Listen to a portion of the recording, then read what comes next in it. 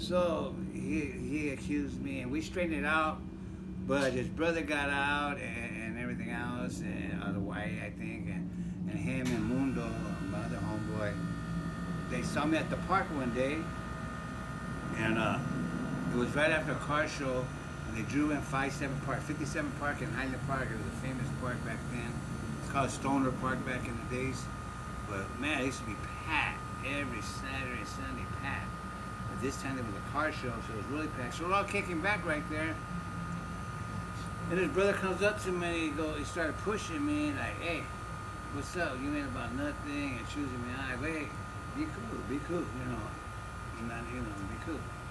And he kept on, the homeboys were telling him to leave him alone. Mundo told him to leave him alone. He was trying to, you know. But he didn't want to listen. So we went to the back. We got into it. He didn't like it. Yeah. And he took off. And I found out later that Mundo got a call, and they asked what happened to him, and they told him what happened, so he was ordered for him to go take me out, go kill me. Now the guys at the park are saying, straight, go get your gun because they're going to come back. I go, I'm cool, never about it. Next thing I know, I'm looking at like 5 individuals at me, and it was already getting dark, and all the homeboys are partying. And they come in like this. Next thing I know, I got shot, but 4 or 5 times. The bullet went in right here, blew up my artery a couple of times in the back. Now, when they did that, I was trying to, oh man, it's too late. I can't do nothing. So, all I know is I spun around and I fell to the ground. And it was like a dream. I heard an echo like, bam, bam, bam. And I was saying, hurry up and kill me. It hurt. Hurry up and kill me. Wow. And I can't handle this pain. No more. Wow. I can't handle it. Wow. So what they tell me after the fact is they turned me over and the blood was shooting out like a faucet because it blew up my main artery. And they tried carrying me to the car. But before all this happened, they were getting ready to do a raid at the park. A raid at the park. So that's what saved me in a lot of ways. Because if my homeboys would have took me, we'd probably be driving in circles. I probably would have died in the back seat of the car. Ooh. But the ambulance came and they took me to the trauma center. Wow. So the ambulance, everything was already there. Right? No, they had to call the ambulance because they didn't know. You know, they threw a raid. The police were already there. Yeah, the police were ready to stay, go in. And it was like all timing. I guess the Lord had it all orchestrated. So I winded up in the hospital for like a couple months, a while, and they told my ex-wife that if I do come out of this, I'm gonna be brain damaged because the blood stopped going to my brain, and I had a major stroke during surgery. Not a you know, a major stroke during surgery. Okay. I come out of it. They pulled out the stuff inside your mouth to breathe and everything, and then my tongue went to the right. I was talking, I couldn't talk. They were sticking pins in me. I couldn't feel them. They told me that I was paralyzed from my left side. All my left side I was paralyzed. I couldn't move my arm, I couldn't move my legs, I couldn't feel nothing. I couldn't even talk. And all this is hitting me like, man, they should have just killed me. I don't, you know, want to live like this. You know what I mean? So what happened was I stood there for a while, and they had to wire up my jaw together because of it blew it up right here. I got bullet fragments right here in my jaw, so they had to wire me up. I go home and lose more weight. I already lost a lot. I was a big guy, but then when I got shot, I lost a lot of weight. So when I went home, I stood home for a while. I had a sling to carry my arm, and I had a cane to walk. And I didn't want to live no more because I was embarrassed of my pride. You know, I was a big dude, pride, calling shots, all that good stuff. To wind up like this, I look in the mirror, I only weighed like 80 pounds. My head was bigger than my whole body, and I was, man, I want to kill myself. So what I ended up doing is going down the street to this bar. It's called Richard's Hot Rod. Back in the days, nothing but bikers. So I used to go in there with my hand like this and want to get in fights with the guys. Yeah. You went in there with it like that. You got to fight. Yeah, I want to get a fight with a guy. Now, come on now. And thank God these guys knew me. They used to tell me, Stretch, go home, man. Go right. You guys ain't like I was a Looney Tune. I was loony. Sex didn't help me. Nothing. I just snapped out of it because I was loony. Finally, I said, you know what? If I'm gonna keep on doing this, I better get myself together. So I go right back to the same park where I got shot.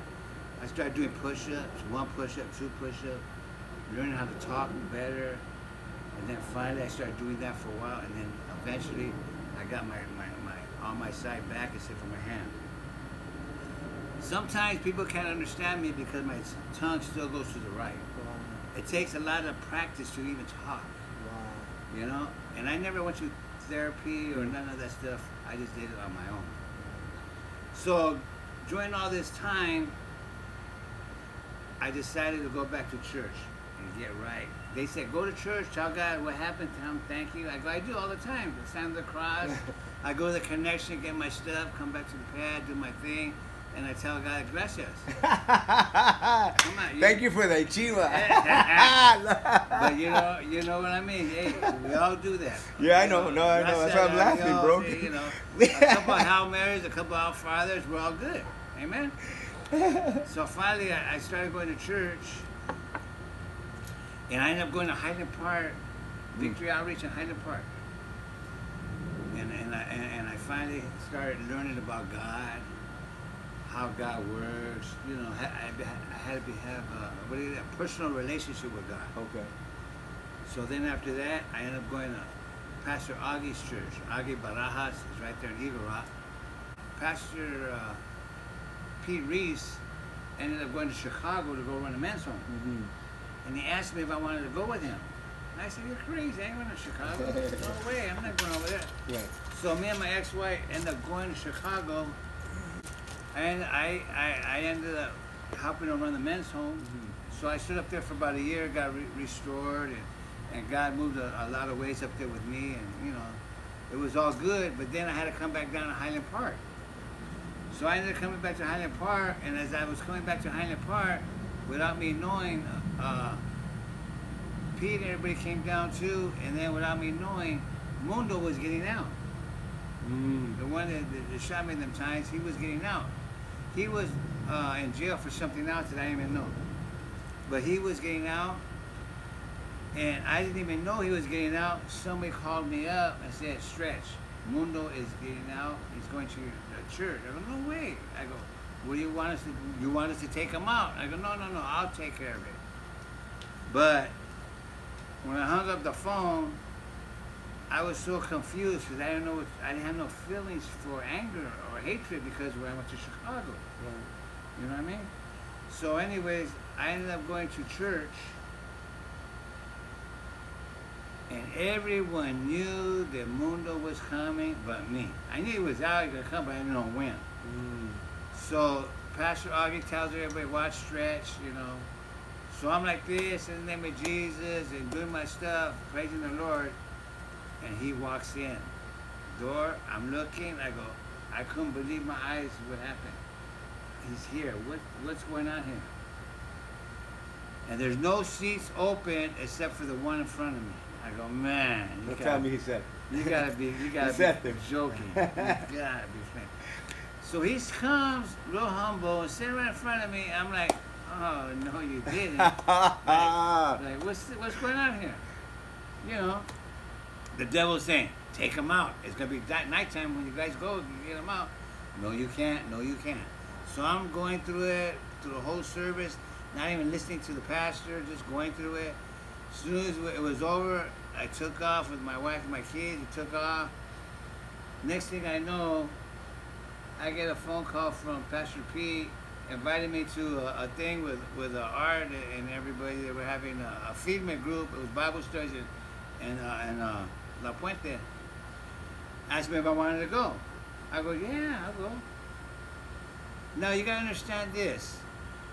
Mundo was going to the church already, and I started going too, even though he was there. And one time I even took a gun to church because I was gonna take him out, but that didn't go well and it didn't work.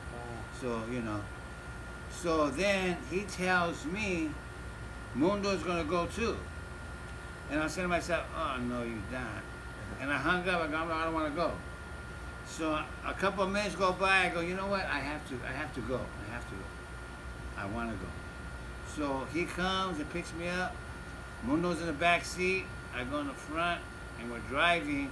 And Pastor P goes, that was the longest drive in the world. It's all the way to La Puente, and you could hear a pin drop. Wow. That's how quiet it was. Wow. So we go inside and we see all the fellas and we're all having a good time. And we started going to church. I started going more. He started going more. We just kind of avoid each other. Except for this one day. I'm trying to hurry up and get out. And I'm getting my kids. I look up. He's right there.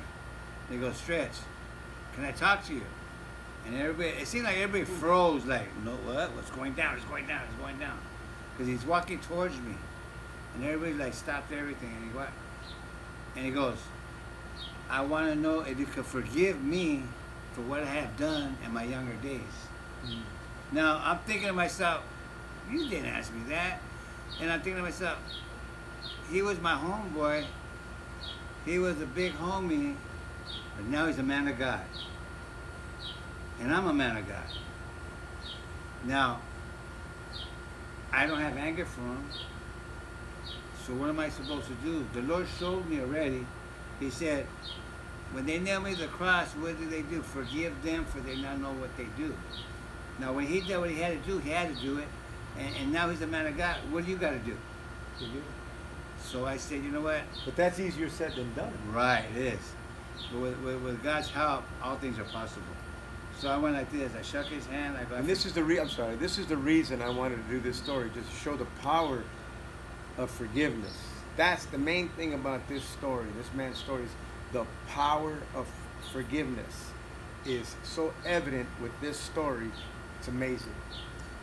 And by me forgiving him, I shook his hand, I gave him a hug. Then everybody stared, and I couldn't believe it, that Stretch is doing this.